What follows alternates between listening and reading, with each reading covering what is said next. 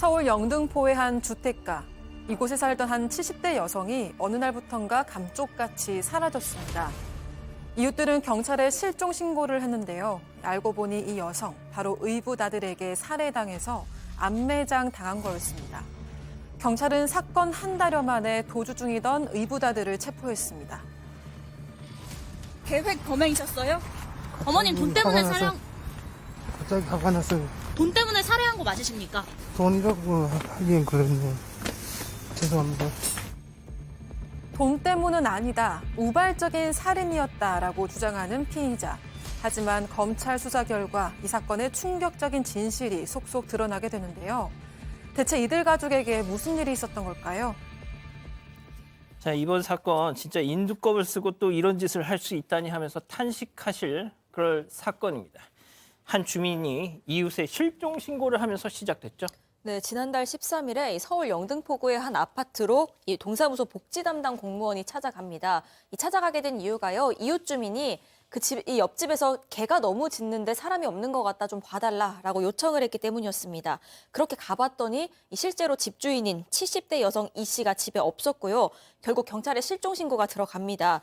경찰이 조사를 해봤는데 한 달쯤 전에 이 씨의 휴대전화가 예천에서 꺼진 걸 확인했습니다. 예천 같은 경우엔 이 씨의 전 남편이 지난해 4월에 사망했는데요. 이 전 남편의 고향이었습니다. 여기에 더해서 이 씨 통장에서 돈이 인출된 사실까지 확인이 됩니다. 여기까지 왔을 때 경찰은 이거 단순 실종이 아니라 사건이다, 이렇게 보고 수사에 들어갔습니다. 자, 70대 어르신은 사라졌는데 통장에서 돈은 인출됐다. 처음부터 의붓아들인 배모 씨를 경찰은 용의자로 봤습니다. 그런데 이 배모 씨가 휴대전화를 끄고 도주를 한 거예요. 약 한 달 정도 뒤에 수원에 있는 숙박업소에서 검거가 됐고, 그 다음날 이 여성은 경북 예천에 있는 한 갈대밭에 암매장된 시신으로 발견이 됐습니다. 알고 보니까 지금 배 씨가 실제로 의붓 어머니를 살해를 하고 첫날 살해를 했고요. 그 다음날 이게 시신을 버릴 장소를 물색하려고 경북 예천까지 갔던 겁니다. 그런데 아까 휴대전화가 마지막으로 예천에서 올렸다고 했잖아요. 치료가 휴대전화만 가지고 와서 또 예천에 버리고 온 거예요. 그리고 셋째 날 이제 렌터카를 빌려서 예천까지 시신을 가지고 가서 암매장을 했던 겁니다. 자, 계모를 살해하고 암매장까지. 뭐 어렸을 때 학대라도 당했다는 겁니까? 맨 처음에는요, 학대를 당한 건 아니고 맨 처음에는 이렇게 얘기했어요. 초기 진술에서는 의붓 어머니가 돈도 없으면서 그 있는 돈을 어떤 남성에게 줬다, 이렇게 얘기를 했어요. 저희도 다룬 적이 있죠. 게다가 누나 치료비도 연체했다. 그래서 다투다가 우발적으로 죽였다라고 얘기를 했어요. 그런데 나중에 보니까 그것이 사실이 아니었습니다. 일단 남성의 누나가 장애를 앓고 있는 것은 맞습니다. 그래서 장애인 연금이 나오는 통장을 가지고 있었어요. 근데 범행 당일에 남성이 이 통장을 가지고 어머니 집에서 나오려고 이제 어머니랑 다투게 된 거예요. 그 과정에서 이제 본인이 진술을 바꿨습니다. 어머니가 나를 멱살 잡고 뺨을 때려서 홧김에 목 졸라서 죽였다라고 얘기했습니다. 자, 지금 이 얘기는 초기 진술이었습니다. 다 거짓말이었습니다. 수사가 시작되자 숨겨진 진짜 진실이 드러납니다. 체크포인트 짚어보죠. 그러니까요. 새빨간 거짓말. 오 교수님. 이런 걸 보고 이제 가정스럽다라고 하죠. 시면 정말 떨지나 말지 뭐 얘기를 하는데 그 모든 게 다 거짓말이었습니다. 검찰이 수사를 한 그 결과를 보게 되면 이 의붓 어머니 이 씨가 교제하던 그 남성 사이에 금전 거래가 전혀 없었습니다. 그러니까 그 사람에게 돈을 빌려줬기 때문에 화가 났다, 이 거짓말이죠. 그리고 친누나 치료비 연체 또한 이 오로지 남성의 책임이 사실이 확인이 됐습니다. 거기에다가 이 남성은 어머니를 살해하고 암매장하는 그 당일날 바로 의붓 어머니의 기초연금 통장에서 현금 133만 원을 인출했고 닷새 뒤에 또다시 32만 원을 한 차례 더 출금을 합니다. 그러니까 아예 처음부터 이 남성 같은 경우는 의붓 어머니의 기초연금이라든가 누나의 장애인 연금을 갈취하기 위해서 이런 범행을 벌였는데, 그것도 입이 달렸다고 뭐 어떤 이유를 대는데 아주 가정스러운 이유를 댄 것이죠.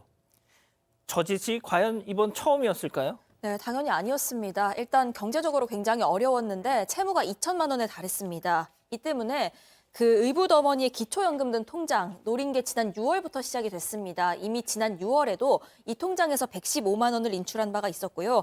또 교수님 말씀하신 것처럼 누나의 장애인 연금 통장도 노렸고 또 의붓어머니의 임대보증금을 담보로 잡아서 대출을 추가로 더 받으려고 시도까지 했습니다.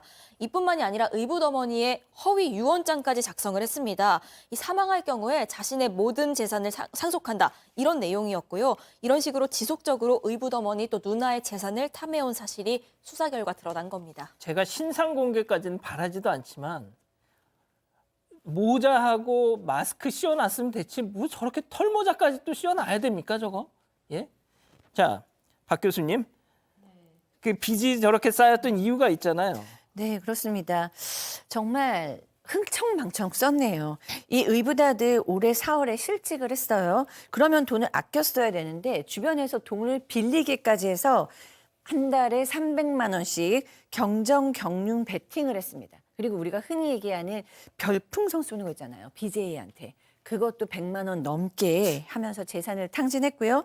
뭐 휴대폰 요금조차 못 내면서 채무 규모는 2천만 원을 넘었는데도 계속 빚을 졌어요. 여자친구 있었는데 그 여자친구한테는 실직했다는 얘기도 하지 않고 여자친구한테도 돈을 빌렸습니다. 그리고는 곧 갚겠다라고 약속까지 했다고 합니다.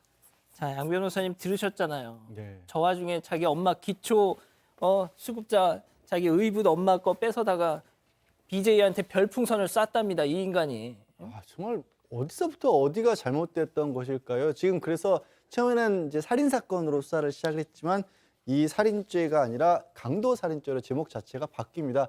그러니까 살인의 동기는 여러 가지가 있죠. 목적은 여러 가지가 있지만 강도 살인은 돈을 노리고 처음부터 사람의 목숨을 빼앗은 경우예요. 그래서 법정형 자체가 아예 무기징역 또는 사형 2개밖에 없습니다. 우리나라 사형 안 하고 있으니까 최소한 무기징역인 거죠. 특별히 감형될 사유를 찾을 수 있을까요? 지금으로서는 저는 못 찾을 것 같습니다. 가족 여러분 잊지 마시고 구독과 좋아요, 알림 설정 여기.